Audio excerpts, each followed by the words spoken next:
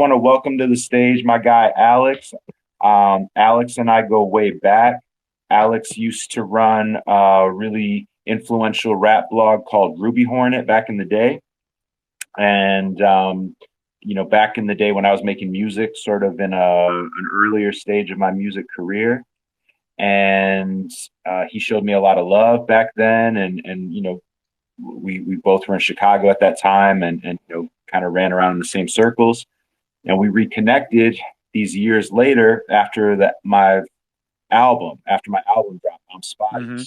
So yeah, Alex now runs a record label called Closed Sessions out of Chicago, and Alex has actually been really instrumental since the album dropped. He connected me with Bun, and I'll let you kind of introduce yourself a little bit, Alex. Yeah. What's up, man?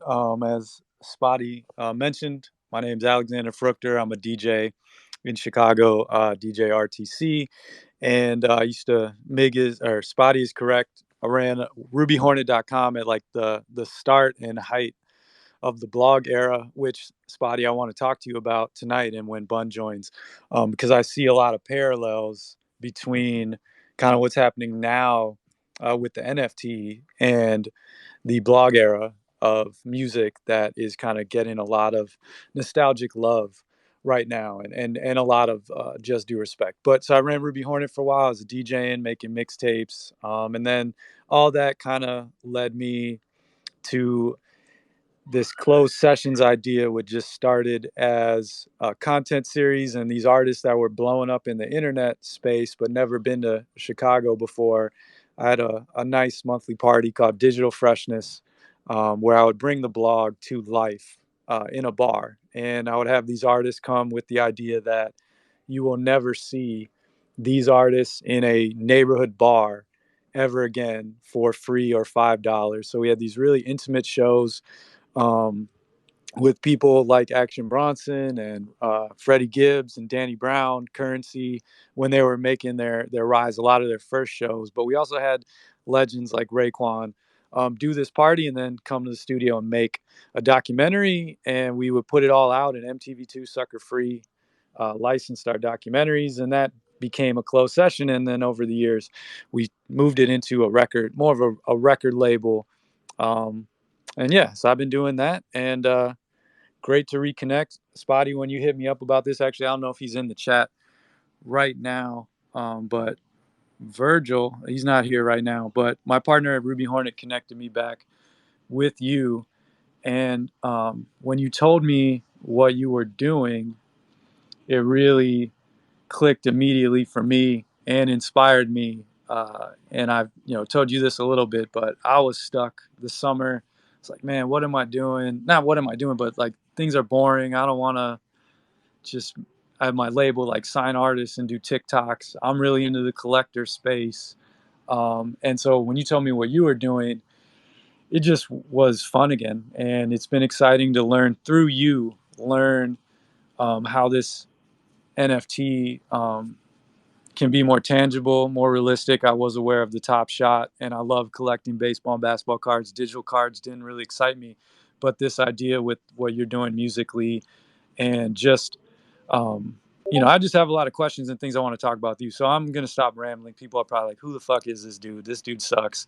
We want to talk about NFTs, so I'll be quiet. But thanks for having me, and yeah, man, we can start. I'll ask you, however you want to do this, dude. I'm excited to hang and very excited for this the minting that's about to go down. It feels like Willy Wonka is gonna like pop out from somewhere with these fresh baked NFTs, and man, hand us all some golden tickets. So let's do it, man. However you wanna go from here.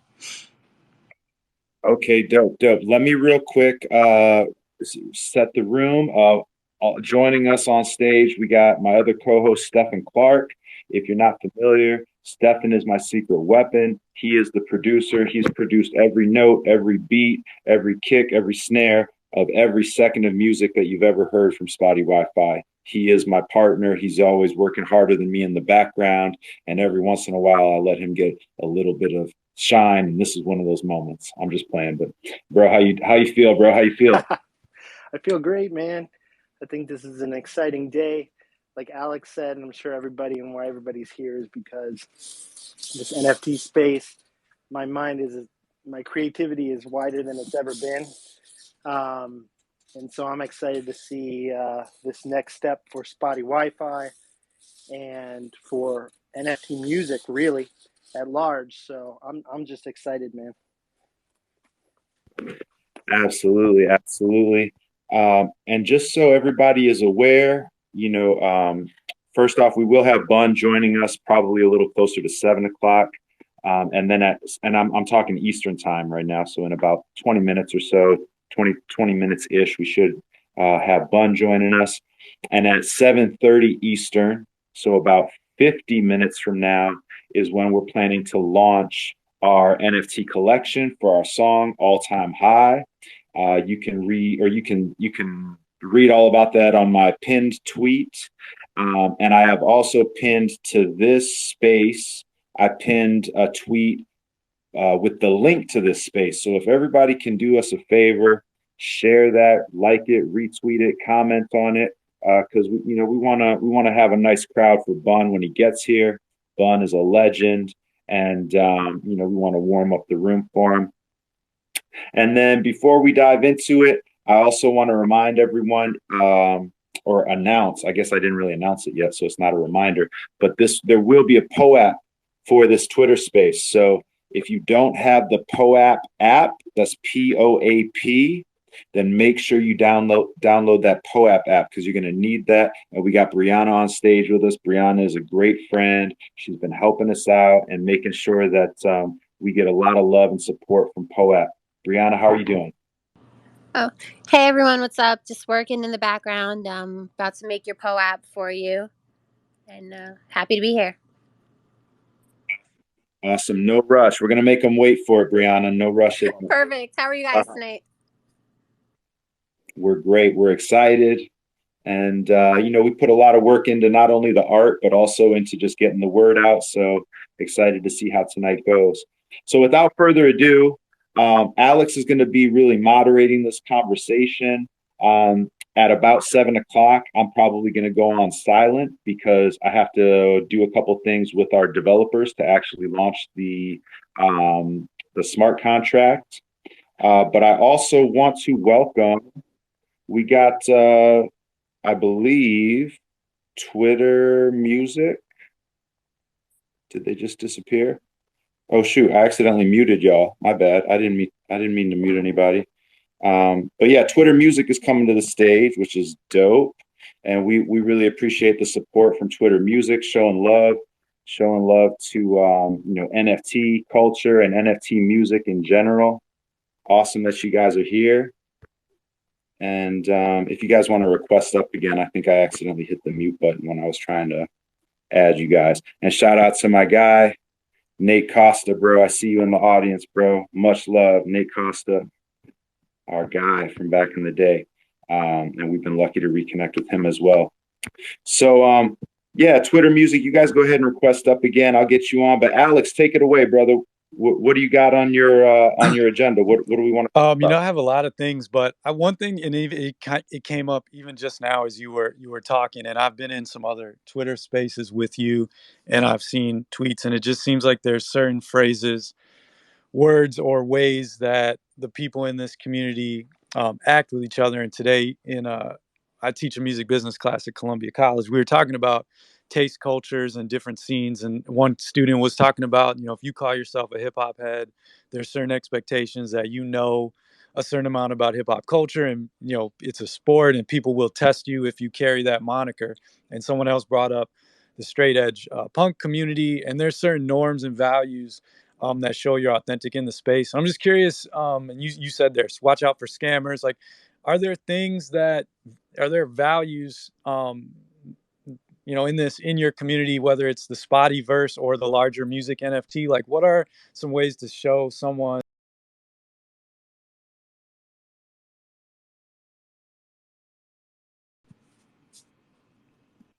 Man, that's a great question. I'll try to answer it. I'm going to try to answer it on behalf of the whole community. So it's a tough job, but I would say number one, this is a very, very accepting and loving community, you know. Like even in the world of rap and hip hop, you know, as you know, Alex, it's a competitive genre, you know, where you want to have the sharpest sword, right? You want to have the the illest pen, right? But even in hip hop, in this world of NFTs, we really all support each other. Well, we try to, you know, like we try to all support each other. There are some people that, you know, maybe they get a little too competitive or whatever, and I've experienced that, but way more supporting and loving than usual. And I think it just goes across genres. Like in this world of NFTs, it's not enough to be a good artist, actually. You know what I mean? Like you have to figure out how to collaborate and be a good partner and be a good teammate, because very few people are both an artist and a developer, you know, a software, whatever, a Web3 developer, a marketer, you know, a visual artist and a musician. So I think it takes a lot of like partnership collaboration. It's a very accepting community. And then I would say, you know, it's also a very like skeptical and discerning and sometimes I think a healthy dose of cynicism in the community, where we we are very wary of like cash grabs. Somebody just coming in and they show up on a Monday and they're trying to sell you something by Wednesday and then they're gone by Friday. You know, like that happens, and we try to look out for each other. So we find ourselves, I think, being very discerning and skeptical. Yeah. You know, so That makes sense. I mean, me coming from like the DJ community, I'm very skeptical of the people that haven't spent any time just train wrecking in their bedroom, digging through records. And I understand what you're saying there.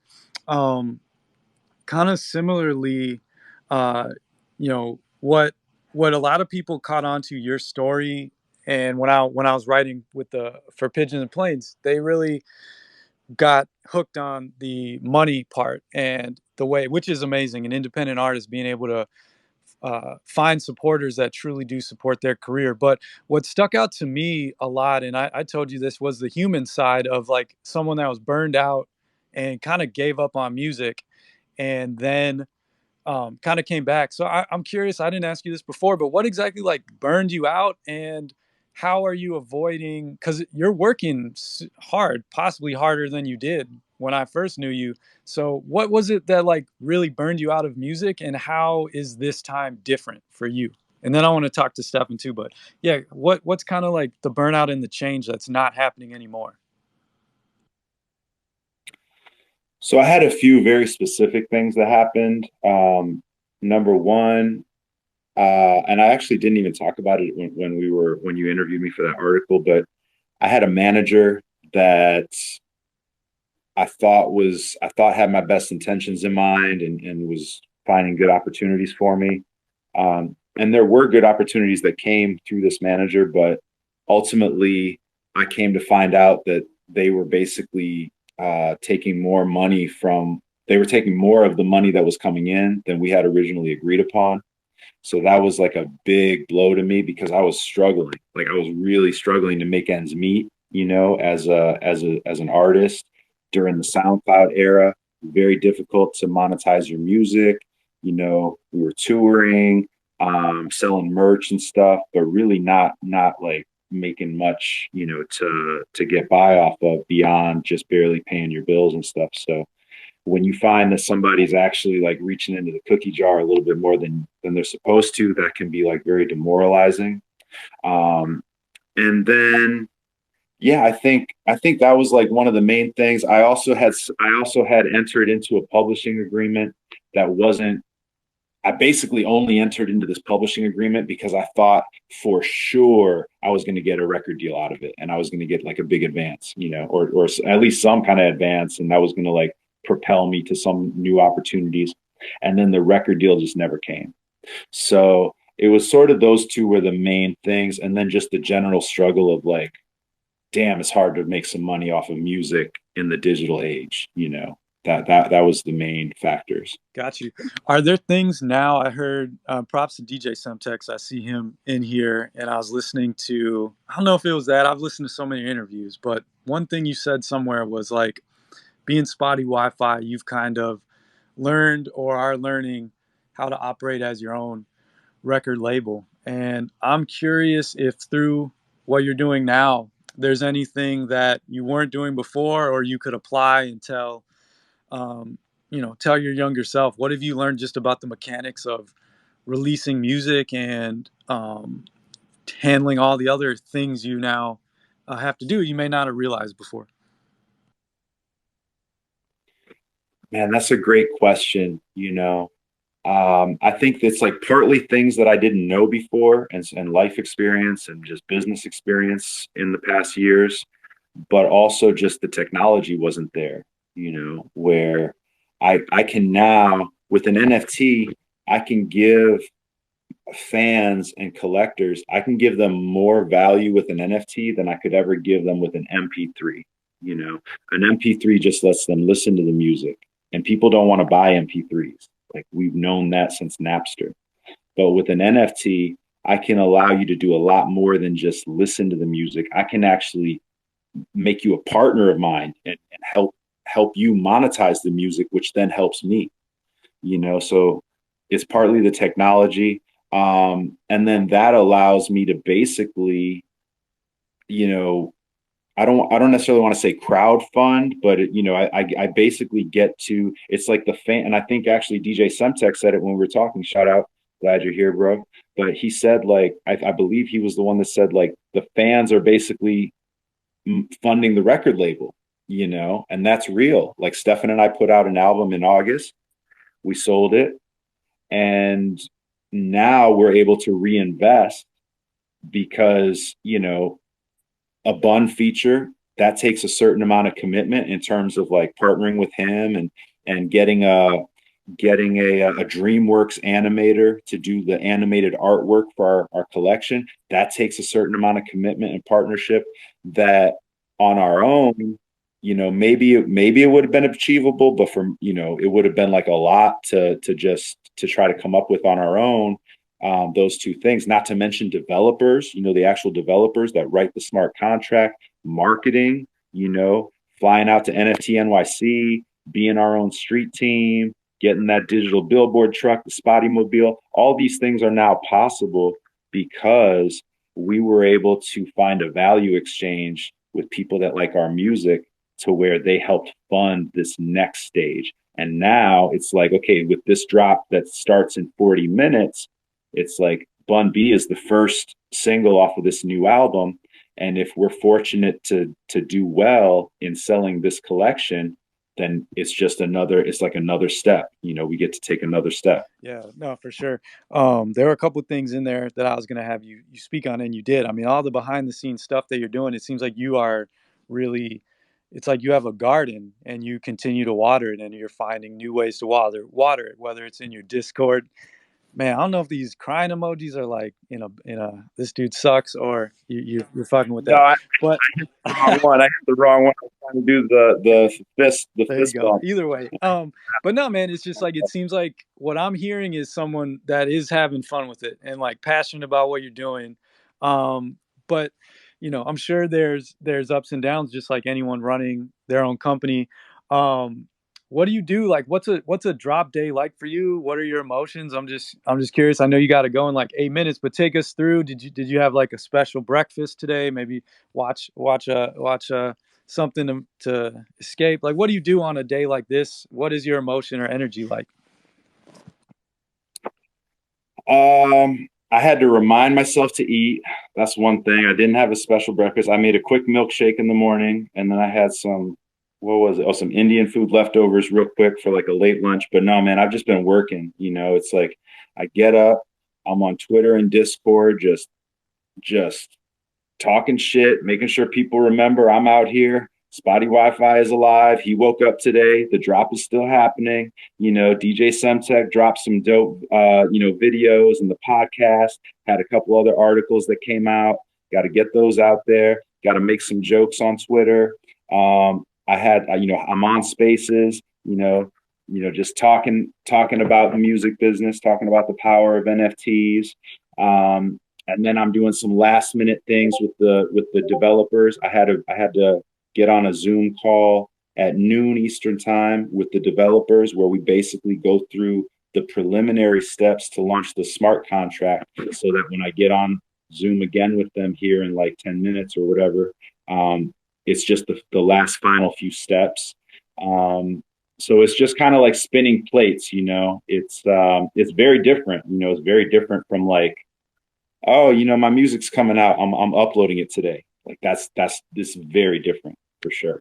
What's the process like? This is something I've asked artists throughout my career as a journalist and interviewer, but they have success with a project, and then they, if they're paying attention to their fan base, they may be getting feedback and taking some of that into the booth with them. I know you make feedback part of your fan interaction overall, but what is like the balance between you knowing versus like, and how in tune are you with your fans, your community, where those kind of decisions or input makes sense for you, and like how much are you thinking of that when you decide to make music from your subject matter, some of these collaborations coming up? Man, that's a great question. We have done a few things where we had some decisions we needed to make that we put to a vote in our Discord, where you had to have our NFT to vote on a certain question. We haven't done a lot of that, but we definitely want to do more of it. But it's a delicate balance. Like, I'll be really transparent. Like, for example, somebody in the Discord recently, like, I mean, in the last 24, 48 hours, they were like, it'd be cool if we voted on like which song was your favorite off the album, because maybe that could influence your sound. And they kind of shared which song was their favorite off the album. And I like the idea in theory. I was like, that is kind of cool. I would like to know what people's favorite song off the album is. But actually, even the song that they mentioned, it's like not even my favorite right now. It's like, it's probably like low on my list actually out of the songs on the album. And so it kind of gave me pause, like, damn, that's kind of scary. Like, what if everybody wants to hear me do like a country album or something? I don't know. But the fun thing that we do is we do a lot of remixes, right? So like this collection, All Time High, and Stefan hates when I say remixes. I shouldn't say remixes. We do a lot of editions of a song, with different instrumentation and different musical beds. But so like this collection with All Time High with Bun B, we have the rap edition, we have the 8-bit edition, we have the orchestral edition, and then we have a bunch of hybrids or a bunch of mashups. So like that is one thing that I want to do for a song coming up soon, is I want to ask like, what should be a genre that we do as an addition? Maybe not the main version, but what would be a cool genre? And I would do a country one. That would be fun, right? I want to do a song where we leave a verse open, like an empty 16 bars, and we just let the community like put it out there, like, hey, rap on this, help me finish this song, and then let the community vote, like who's got the hottest bars, who really rounded out the song and should make it onto the album and make it onto the vinyl record. So we're trying to be creative and think about things that we can do that gets the community engaged while still allowing us to be as expressive and authentic as possible with the music. Man, that makes sense. Let me know, when you have to go. I'm just going to keep firing things at you. This new project, you said this is the first song, and you're going to have these, I think you said 4 or 5 of these over the next year. You don't need to tell me any of the people you have in mind, but I am curious, what are the characteristics you mentioned earlier, people being authentic in this space? You don't want people that are just there for a cash grab. Are you going to be looking and not judging, but trying to find your collaborators based on being a fan of their music and creative process? Are you looking for people that have an understanding of this space, people that are looking to grow here? I guess, how are you looking to choose who you work with on this project? So great question. Number one, yes, I want to work with people who make great music, and that I think we would collab well together with. Number two, it's very, very important to me that as we work on this album, this is the first of 5 drops. There's going to be 4 drops next year. And if you collect one NFT from each of them, you'll get this historic collab album as a vinyl record. So for me, it's very important that we show a full body of work. Like, I'm very proud of the debut album. The debut album that we put out in August is very tight. Like, it's 7 songs, but I believe it is very well rounded. Like, Stefan's got me singing on there. We got an R&B jam. We got like more of a slower, mellow rap song. So I want to make sure that we have a lot of different flavors on this song. And I guarantee you it's not going to be me and all rapper collabs. We're going to have, I want to have singers on there. I want to collab with the Strokes, by the way. If the Strokes ever hear this recording, I want to collab with bands. I want to collab with a lot of different people, right? And a diverse group of artists. And as far as them being knowledgeable about this space, that's not something I'm too worried about. I'm more concerned that they're curious, right? I would rather they be curious about this space than really know that like they know all about NFTs and stuff like that. But if they're curious and genuine and not just and if I get the sense that they're really in it and they care about the community, like Bun, Bun did a song on a Euler beat, which is a historic music NFT project, right? And Bun made time. First of all, he gave us a lot of creative freedom, to make animated artwork with me and him as aliens and spacemen and different things that he knew. He trusted us, that we knew the audience and the community, and that we would guide him, guide the project well. And then he made time. He made time last night. He's going to be joining us later tonight. So those are and he's just genuinely learning and into the space, probably more than probably 99% of mainstream artists. But to me, the main thing is like being curious and being genuine. Sorry, I was having trouble unmuting myself. No, that makes a lot of sense. I read somewhere that you were really into sports cards as a kid. Curious, what drew you to that collecting? Is that inspiring, or what are some of the influences that inform these different editions you do, or the vinyl and the digital? Beyond like card collecting, are there other influences, bands you liked as a kid, brands, or like your favorite toys? Like, what kind of influences or inspires how you approach what you're able to give people as a collectible token or item? So in terms of cards as a kid, it's so funny that you asked that. I was sort of like, to me, it was like social currency. I had a hard time like making friends as a kid and like fitting in. So I didn't even know the rules I barely knew the rules of baseball. My parents never watched sports, but I collected baseball cards, and I was a White Sox fan in name. Like I would try to get my parents to get me White Sox, clothes, just because that was like the cool team when we were growing up, right? And then I even remember I collected Magic the Gathering cards and Star Wars cards, and I didn't even know how to play the game.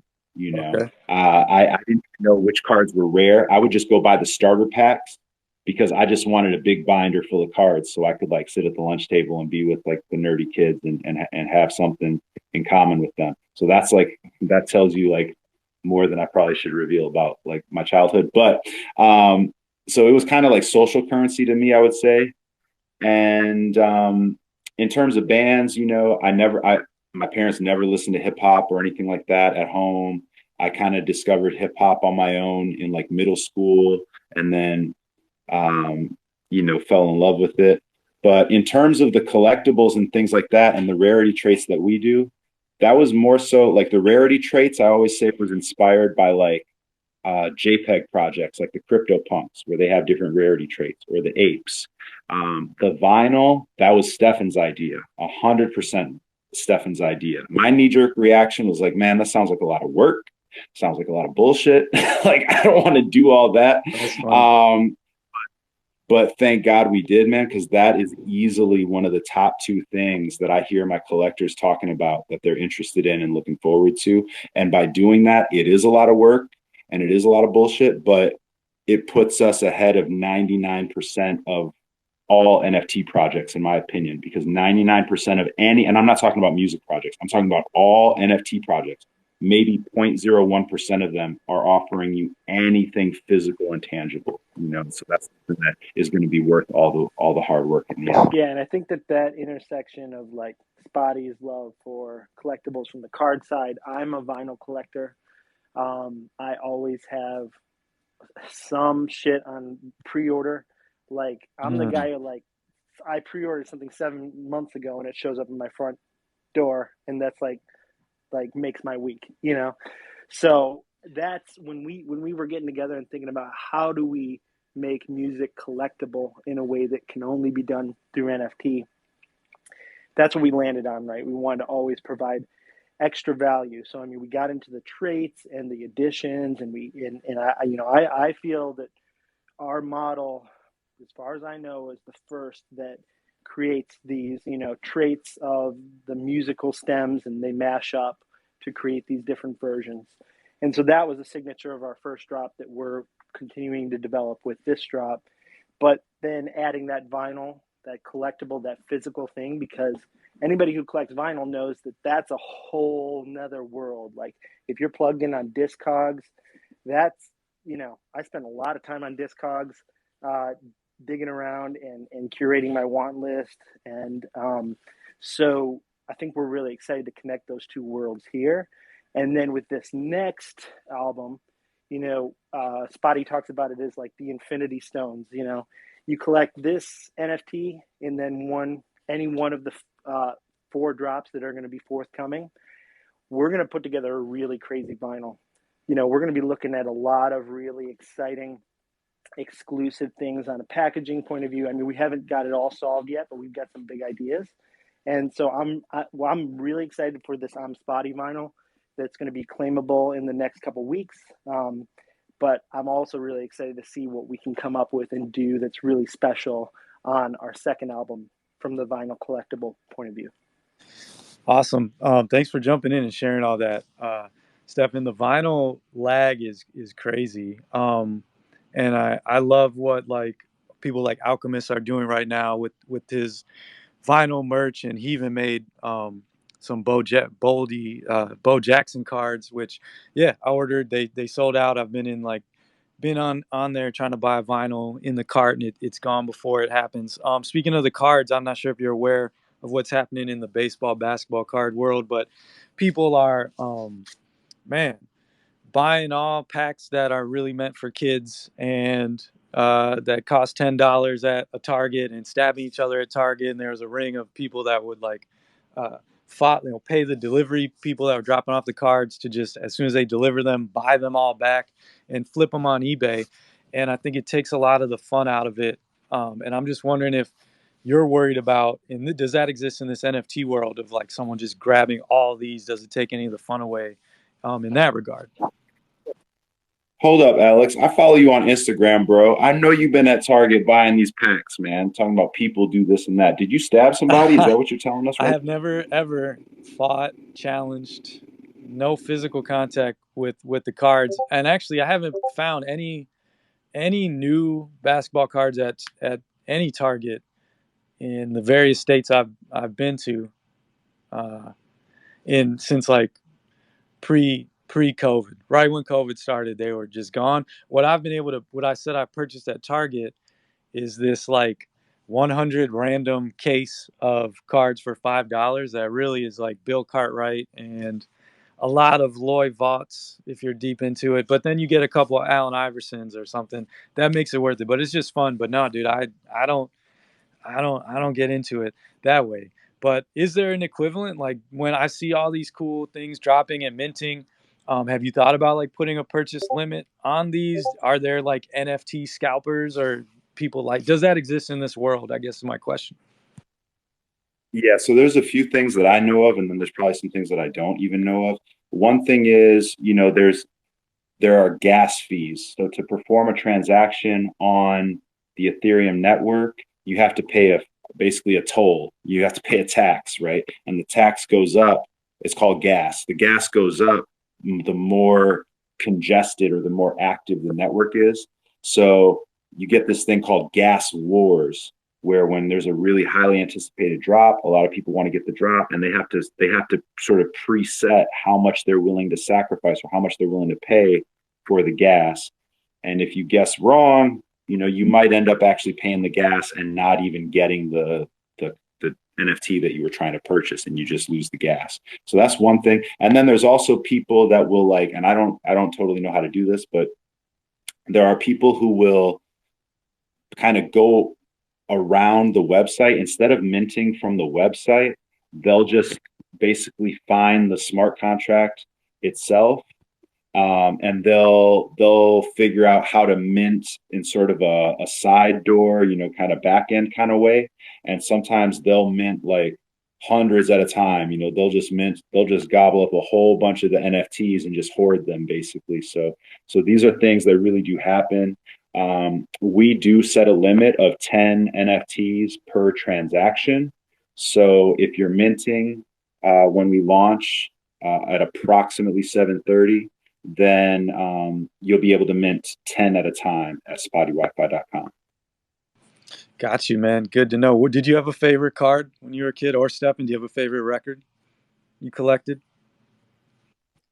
You know what I used to buy, Alex? I did have a binder. I had a binder of cards, and I know I did have a Michael Jordan rookie card, and I don't know where any of this shit is. Serious? But you know what I actually I will go find it, man. Yeah. Let me it's in Rockford somewhere? I know I'll find it for you, man. Bro, no. Don't. You're making it hot, bro. You're making it hot. But no, I used to buy whenever we would go to the store. Remember, they would have it would be like a single card in a little frame. Yeah, case. In like a case. I mean, case in a wall mount. That. I had in my bedroom. I had a door full of those. Like I had half of the door was covered in those. That was what I liked. I like to have them in a case so I could show them off and hang them up on the wall. Yeah, man. And sometimes they would have like these oversized ones. Like I don't know what the dimensions were, but they would have different cuts, not even a square, but they'd have different cuts. And like when the Bulls are winning championships, they'd have like a rectangular one, like horizontal, where it's like Michael, Scotty, and Dennis, across it. And those are probably my favorites. Yeah, and for me, so I'm a huge Bjork fan. To me, she's probably one of the most transformative artists in modern music.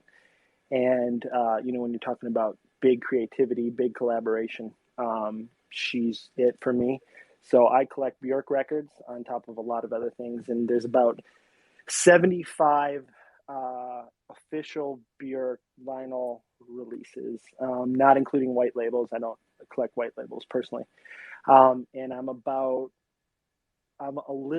like, I'd say 60% of the way to getting every single official release. That one per region. So I'm not collecting like the US and the Europe and the Japan release, but I'm collecting one from each major drop.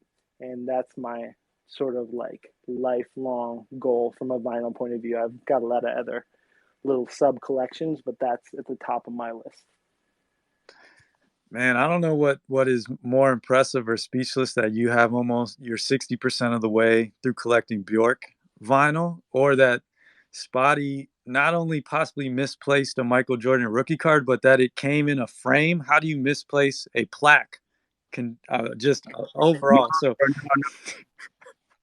I don't think that one was in a case. I don't think that was in a case, but I don't know, man. I got to find out. I got to try to maybe over Thanksgiving I'll do some snooping around. Spottie's got a very rich cousin somewhere who sold that shit a while ago. I'm sure of it. Oh, dude, that's crazy, man. I had an older brother. His friend gave me a huge bag of cards when I was a kid. Like my brother's a lot older than me, and his friend was older than him. So maybe this dude's 10, 12 years older than me.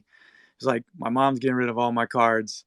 You just want them. They're shitty, but if you want to look through it, you can have them. And man, a lot of Sean Dunston, a lot of Wade Boggs, like just crappy cards, Candy Maldonado. But no joke, there's a 1954 Jackie Robinson Topps baseball card in that just paper bag. So you never know, man. That's why I buy those $5 Target boxes. You never know what's going to be placed in there, or someone who erroneously threw away a Michael Jordan card that was in a case within another box within a plastic bag like you did. So, man, enough of the cards though. So what happens when it mints and now we're like 15 minutes away? Are you like, I know for me, used to be releasing music was hitting publish on a SoundCloud and like that, or as Virgil, I think he's in here now, he'll know, like we'd be like, yo, all right, when are we going to send this to SK? When are we going to send this to SK? It's out. What does it mean to mint? Does this link just appear for people, or what? How does it compare? I've never bought a music NFT. Maybe people here have or have not, but like, do you hit send, hit a button? Like what, how do you actually make it live? So basically, there's a smart contract, and there's a site that helps you like interact with the contract called Etherscan. You go to Etherscan and you connect your wallet to show that you are the wallet that is authorized to, sort of, I guess, govern the contract or officiate the contract. And then when the time is right, you just go and you basically, they call it deploying the contract. And you're basically hitting start on it.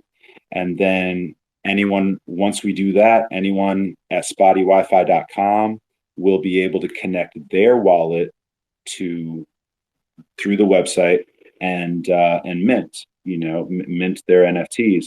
So if you go to SpottieWiFi.com right now, the site is all set up. It looks, it looks exactly like it's going to look once we deploy the contract. You just can't actually buy yet. And if you own one of my NFTs from my debut album, then there's a box where it says this is for I'm Spottie token holders only, and that will allow you to claim a free all-time high NFT for each of the I'm Spottie tokens that you own. And right underneath that is where anybody, whether they have one of my NFTs already or not, anybody in the world can purchase the all-time high NFT right underneath that. But yeah, you connect your wallet first, and that's where you have your Ethereum, and then you purchase once you're connected. Got you. Stefan, I wanted to ask you, you've worked with Spottie before, and I actually forgot this, but he reminded me that Ruby Hornet premiered the debut album. What was it? Music for the End of the World? Was that? I think that's what it was called. Yep. Yeah. So were you also just fed up and done with music? Were you continuing to produce? I know he approached you with this idea. Did it feel like the Blues Brothers, like we're getting the band back together? Like how did that feel? Were you immediately down? Yeah, I mean, I'd say that I have a pretty similar journey to Spottie. We were all the way in music together. We both signed publishing contracts at the same time with the same entity. We kind of went on a little bit of diverging paths after that, but we were in the same company, running in the same circles, had that same manager. So we were really thick as thieves, going back and forth from LA, doing a lot of co-writing, a lot of developing of music. We had a studio in Chicago that was in my living room, and we just like literally spent all day writing music. And so it was great, but sort of went through that same process. When I signed my publishing deal, I was thrilled.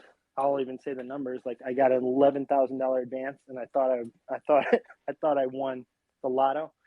But after the lawyers took their cut, and after my manager took the cut, I got $2,500, and that's all I ever saw from that. And I worked my ass off going back and forth doing co-writes, and so it never really seemed to be worth it to me. And the other thing is, at the time, it didn't seem like it was rewarding creativity at all. I remember I'd prepare mountains of beats, and I'd show them to my publisher, and they'd be like, that's not really what's happening right now. Can you do some more shit like this that's on the radio right now? I actually remember this was when like trap and dubstep was like halftime was coming into style. Like it was actually just on the cusp. It wasn't even trending yet. And I was presenting a bunch of halftime sort of records. And they were like, what's that? I don't really love that. I don't want to hear a lot of that. And then, dubstep and trap and halftime like sort of swept the market a year later. And it was like those moments that cause me to go, damn, and take a step back. And so, I've spent a lot of time in agency life. And exactly as you said, Alex, when Spottie approached me earlier this year, it just clicked instantly. I think he gave me like 2 sentences of the pitch, and I was like, "Say no more. I get it. I get what we're doing. I understand the CryptoPunk. I understand the opportunity." And I was like, "What can I do today?" And sign me up. And so it was really an instant match for us. And since then, we've just been having a lot of fun, being more creative than we could ever be in the traditional music industry in our experience. Man, that's a great story. Thank you for sharing that. Just lastly, before I introduce, we get Bun. He just joined the room as well. Did he have the name Spottie WiFi already, or no? He did. That's part of what made the pitch great. You should know something about Spottie. He's obviously he's really good with words. So that was part of what made it a no-brainer. As soon as he said Spottie WiFi and he showed the punk, I was like, done. Let's go. Let's get to work right now. That's what's up. Bun, go ahead, Spottie. What's up? I have to take off for about 10 minutes or so to work with the devs to actually launch this thing. But Bun, I'm glad you're here, brother, and I'll be back. I'll be on mute for a little while. That's what's up, man. Thanks. This is like the equivalent of about to send Elliot Wilson your music, and cross your fingers it makes Rap Radar right now. Bun, man, how are you doing? Can you hear me? Yeah, I can hear you. I'm here. What's up, man? How are you? I'm good. I can't complain. Getting ready for this drop. I'm super excited about this. I've been excited about the opportunities that NFTs and the whole crypto world and digital space has to offer for an artist like myself, who's not afraid to embrace new things and not afraid to embrace new technology and new ways of looking at things, right? And which unfortunately a lot of people from my generation have a bit of hesitancy with, But I mean, we were the people that were the change when we started, Yep. Not many people were doing what we were doing, how we were doing it when we started. So, sometimes you still got to be willing to throw a little bit of caution to the wind. Not all of it, right? You can't take the same chances that you took when you were 18 and 19 and maybe didn't have a lot of responsibilities, but you can still throw a little caution to the wind and try something out, man. And, obviously this all came together through you, who's always been a good judge of character, but also, quite frankly, a very solid business-minded individual, right? And so I've always watched you in the way that you see the potential in things, and you saw the potential in this. And when I heard the song from Spottie and Stefan, man, I was like, this is a no-brainer. Like, if all I got to do is rap, shit, let's do it. That's the easy part. Let's knock that out. Yeah. But it is beautiful to be able to have something moving in the space and be able to work with someone like Spottie that's credible in the space. A lot of people are just kind of doing it on a whim, and they don't really know what they're doing, and don't really know how to talk to people, and don't have any real connectivity to people in this world that operate in this Right. space. Yep. But thankfully, Spottie is walking the OG through it, Yep. and it's much appreciated, man. And I'm really excited about the potential for this collaboration. Yeah, man. Well, I appreciate those kind words. And I've always, since we first met, looked up to you. And I know yesterday you were talking about hanging with us at South by Southwest. We did that mansion. Virgil's in here too. We shot that video with you. But actually, the first time I met you in real life, we had just started closed sessions, and we were talking to GLC, and was like, man, it would be crazy if Bun B came through. Do you think he'd be into this idea? And we didn't really think you would show up, and you showed up at the studio. We told you what you were trying to do, what we were trying to do, and you just were like, yeah, fuck it, sounds cool, let me do it. And I think it's like that attitude that's kind of pushed you through all these different transitions, because when a lot of your peers during the blog era either didn't trust blogs, didn't adapt, or like started hating on them, you took a whole different approach and were like embracing friends of mine like GLC, like Knowledge and Kids in the Hall, the Cool Kids, Chip the Ripper. Like you became quote unquote Uncle Bun. So where did you learn that, or is that just ingrained? It seems like you're taking now the same approach to this new transition of music. I mean, how important has that been in you maintaining a career this long? Well, I mean, that's how I got here, right? Like being a rapper and in 1989 was not a popular career choice. Listening to rap music, right? That was cool and Yeah. everything, but people didn't really understand the culture on a deeper level. Had no real idea how long it would last if this was just a little thing, right? So it was really you know, it was a test of faith to even launch this career, you know.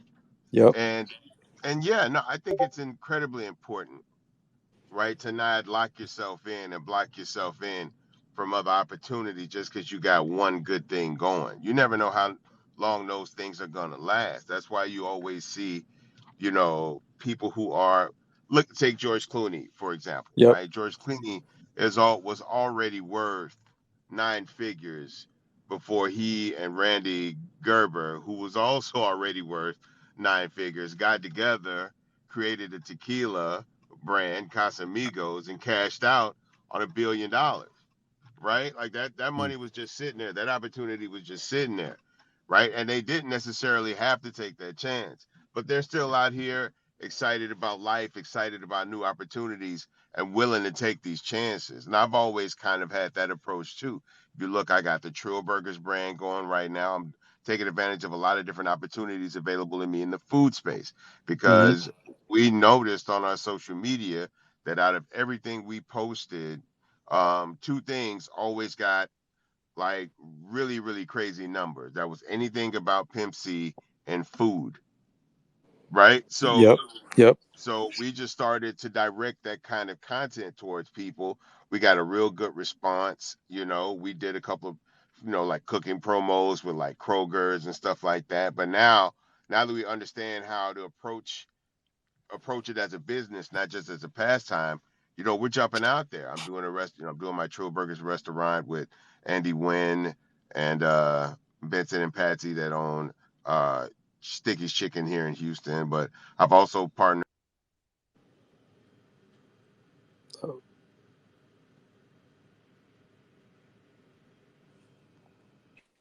Uh-oh, did Bunny get rugged? I was. Oh, Trying there. to. Oh, you're back now. You're Hello? back. Yeah, we can hear you now, Bun. Oh, I'm sorry. I didn't know you couldn't hear me. I'm sorry. I didn't know you couldn't hear me. Just for a second. But yeah, I'm just saying all that to say, man, I'm not afraid to take chances. I never have been. And that's how I find myself in a great position like this with Spotty. Yeah. Yeah. Yeah. I think one of the big things behind that we talked about before you joined is just finding ways to one reward the fans and exploring that relationship with the fans and tapping in.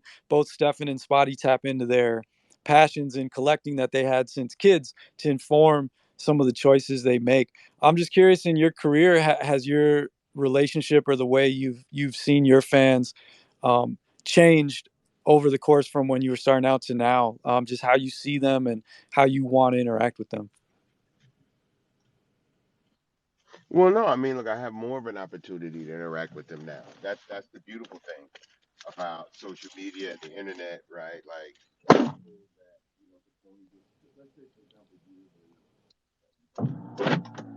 Nope, you cut out for a second.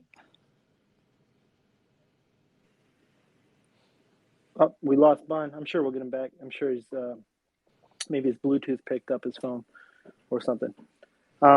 Just real quick, while we're waiting to get Bun back, just want to let everybody know that we're about 3 minutes away from launch. Woo. So yeah, it's going down. So everybody get excited.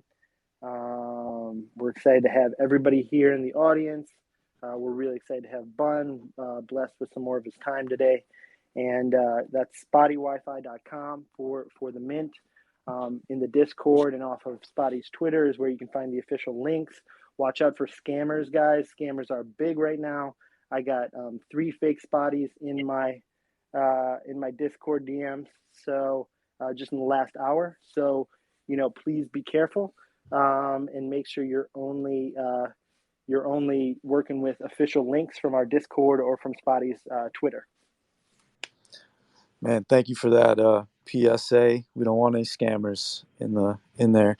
Bun, I think, is back.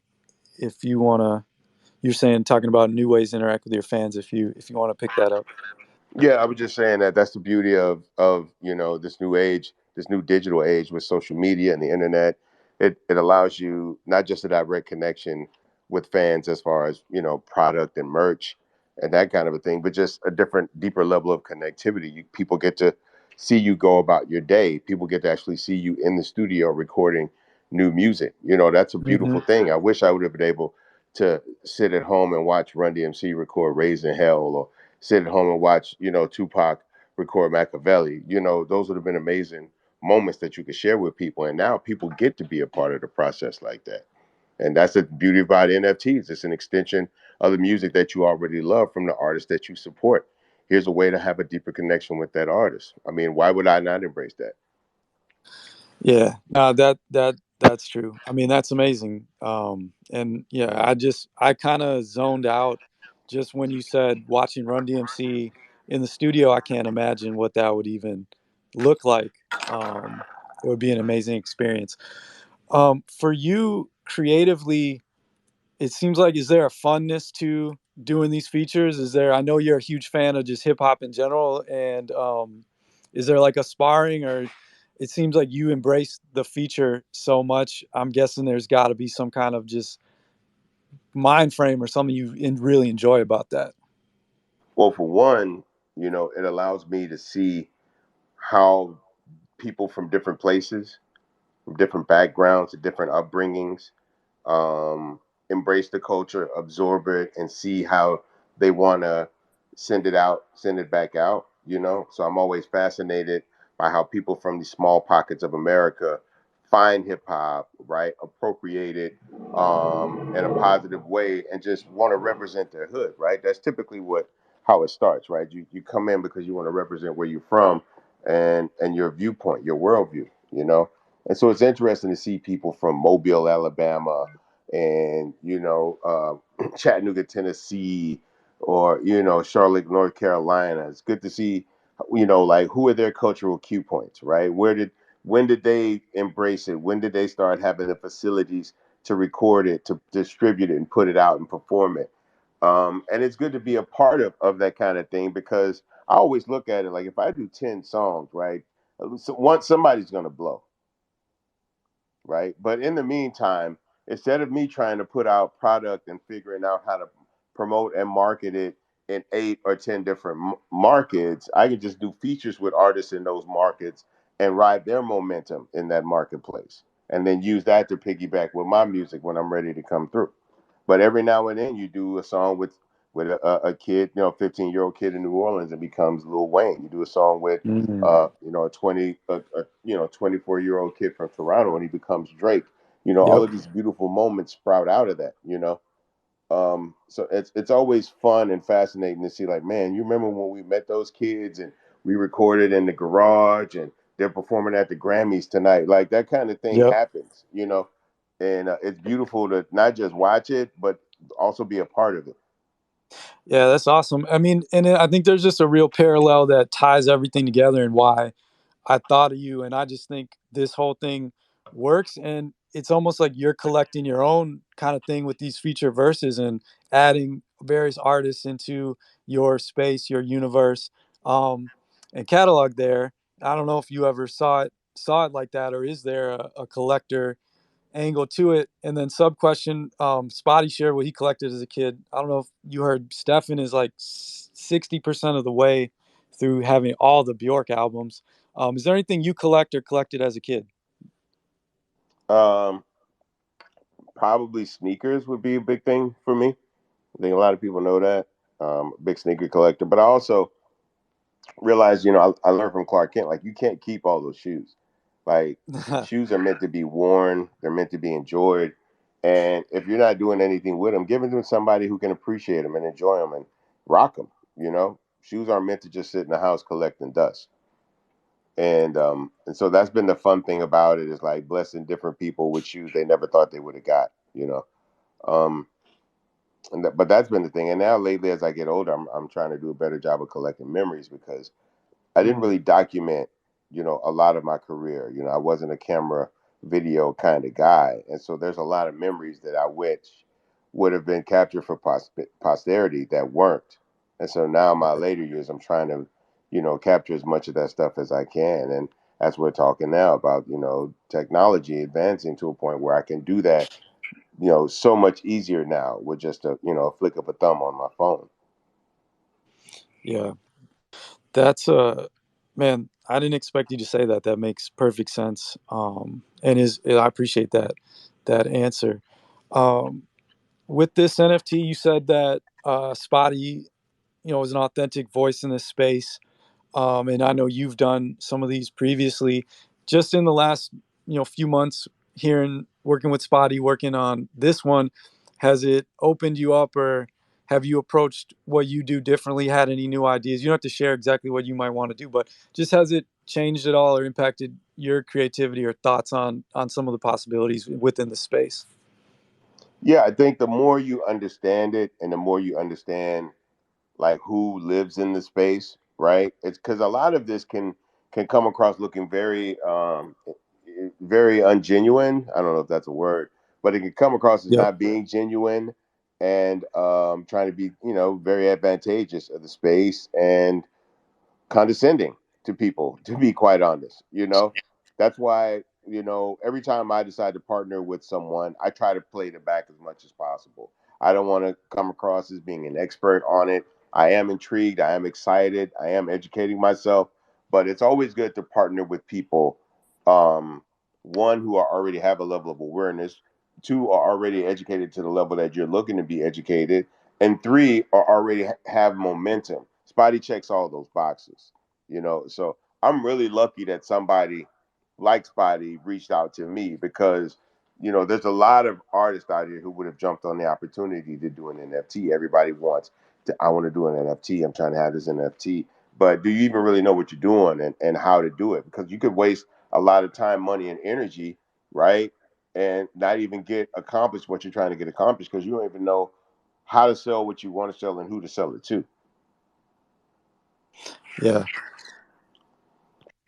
Hey guys, first off, thank you for those kind words, Bun. I just tuned in a few seconds ago. We are live. We did go live with the minting a few minutes ago. I just got off the Zoom call with the devs. So if you have a Spotty token, an I'm Spotty token, you can go claim your free ones, your free all-time high tokens right now at SpottyWiFi.com. And if you don't, then you can go purchase the all-time high tokens right now at SpottyWiFi.com. So shout out to West Coast NFT, the developers who wrote the smart contract and built the website, and everything is operating smoothly as we speak.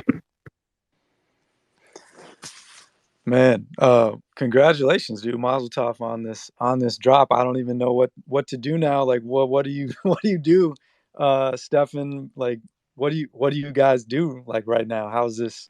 How do you feel? Is this what's up? Yeah, you just have a drink, man, and sit back. I mean, it's crazy because, right, this is a lot of work in a very short amount of time, a lot of effort, a lot of energy put into one moment. So, anytime anybody who's creative, when you launch a project, it's a vulnerable moment, it's an exciting moment. And so, right now, I mean, just to be able to hang out with Bun and hang out with this great, huge room of listeners. This is a great way to just hang out for a minute and let people start to mint and start to consume the art and enjoy the project. So yeah, I'm about to open another beer, and that's what I'm going to do. That's amazing, man. If I know one thing about Bun B, my good friend Bun, I'm guessing he's pouring a nice old fashioned for himself right now, and gonna chill with a few of those, right, Bun? Oh, damn. Yeah, yeah, you wish, Alex. No, but I will say, man, this is like amazing that like I'm literally here live while this is happening with people who are actually partaking in it. Like that's pretty dope, right? I'm here live with the people that I created this NFT with talking to people who are interested in the NFT, and then directly go into minting the NFT while I'm here having this conversation. Like people are minting right now while I'm talking. This is crazy. And I can, they can, like Spotty, they can hit me with a 100 if they minted one. I see a couple people hit me with 100s. Hit us with 100 if you minted one right quick. Let us know who's showing us love right now. That's what's dope about this. The interaction, the connectivity. We can know in the moment right now who's showing love. Yes, Look at sir. those hundreds, Buffet. man. Look at those hundreds. That is so dope. Maggie and Gorilla hit us with 100. This is dope. Yeah, and My guy. Dead Cell hit us with 100. VS25.ether hit us with 100. This is dope.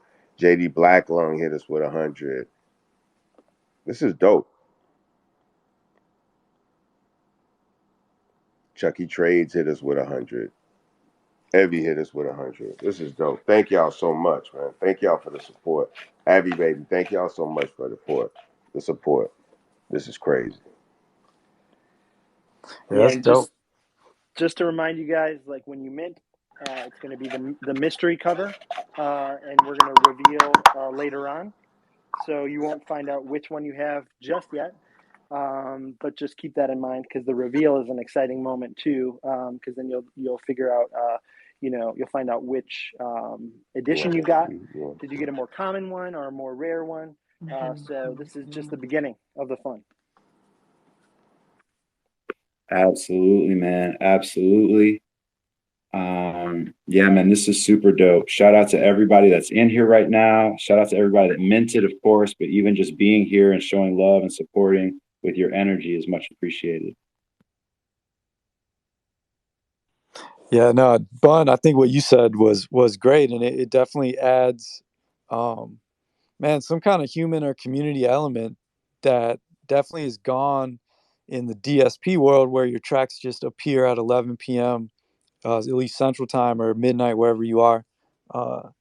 Just appear on Spotify and Apple Music. You could go to Twitter and see if people are retweeting or doing it, but the app itself, you do not like the play counts update in live. I mean, on the app, but you don't really get to see the people listening like this. And I think this is super dope. So I just want to thank Spotty and Stefan for welcoming me into this chat tonight and letting me spend some time with you as this drops. Like, I'm just happy and excited to be here as well, man. I don't know, Spot, if you have any like words for this or what you want us to do now, but I'm appreciative and happy to be here with everyone in the room for sure.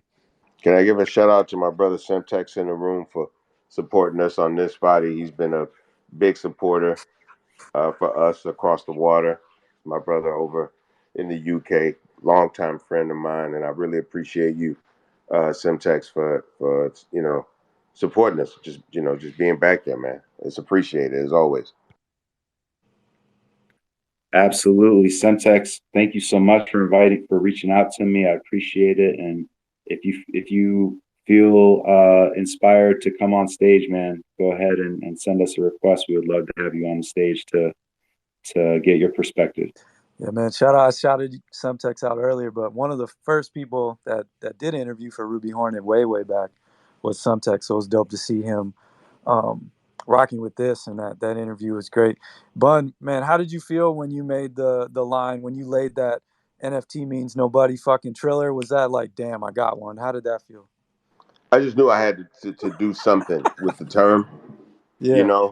And it just that just jumped out. Like that was the first thing I came up with. But I was like, in the middle of the song, I was like, okay, I gotta say something about NFT, but like in rap terms or in like Bun B terms, trill terms, you Yeah. know. And nobody's fucking trilling. It was like a no brainer. Yeah. Nah, that was nice. That was nice. I don't know, Spotty, what you want to hang out more, or how do you feel? I don't know what to do here.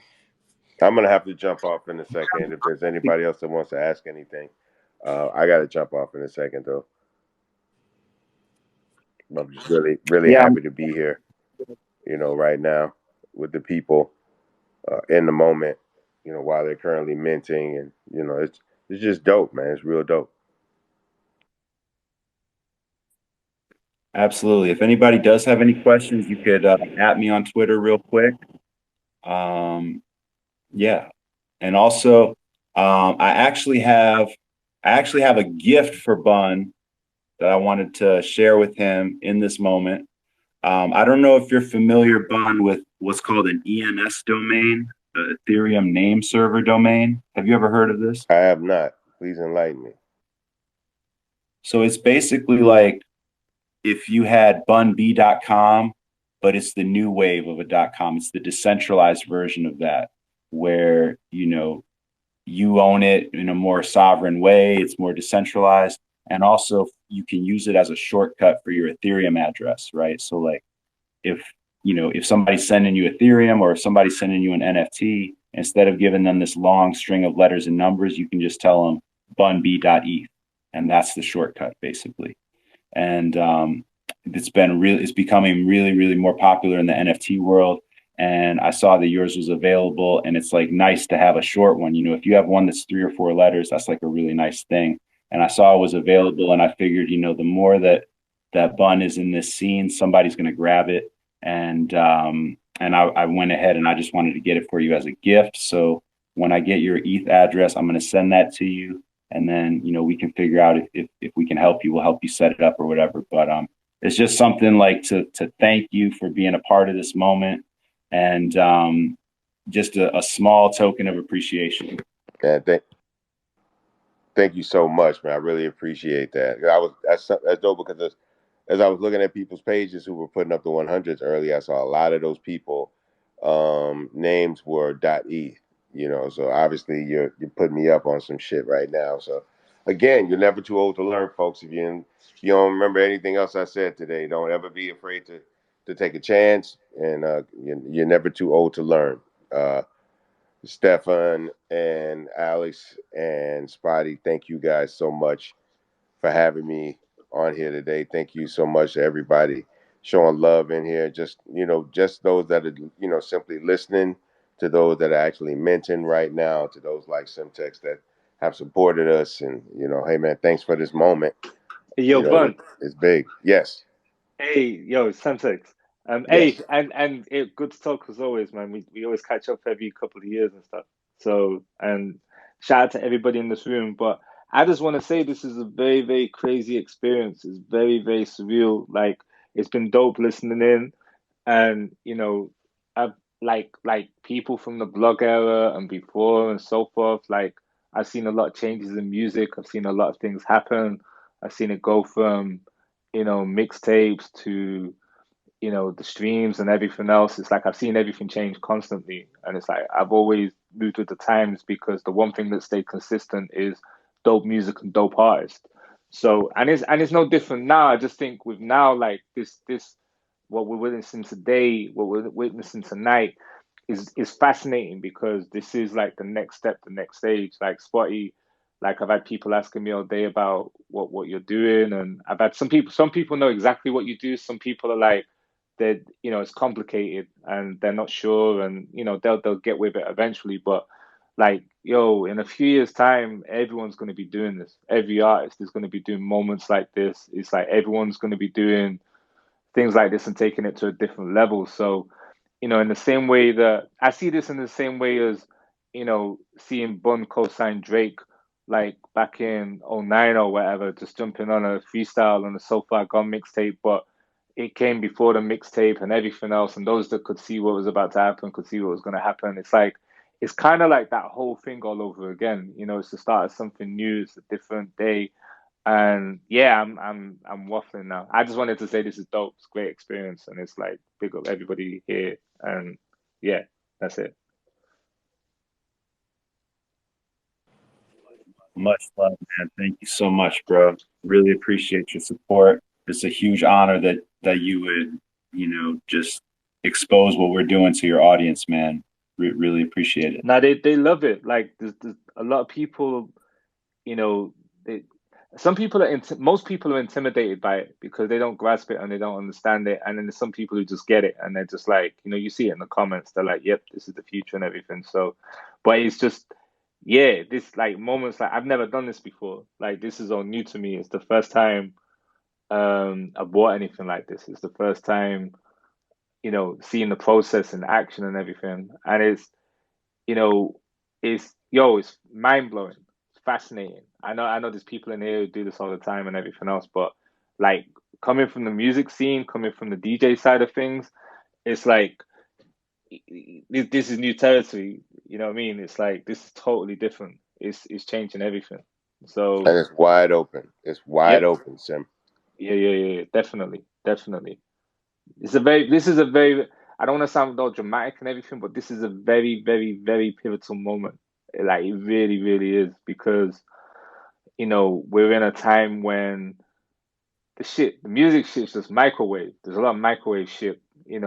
People don't pay attention to the skills as much as they should. They don't respect the art as much as they should, and everything else. And it's like, but this is kind of like it gives true artists, it gives real artists a level playing field because you're just cutting out the traditional bullshit. Basically, it's like flying to a new planet and seeing, oh shit, this works this way. It's like that, and there's no gatekeepers, there's no playlist people, there's no like none of this bullshit. So I think it's real exciting, and it's survival of the most creative. And I think if you're creative and you have integrity and you're authentic, I think sky's the limit in this space. It's amazing. Damn, dude. Well said. I agree 100% with everything you just said. He killed that. That was ridiculous. Man, Spotty, I think that's I mean, maybe say some final words, but I think Semtex just took it home. Absolutely, man. I'm honored to be on the stage with these OGs, with these legends.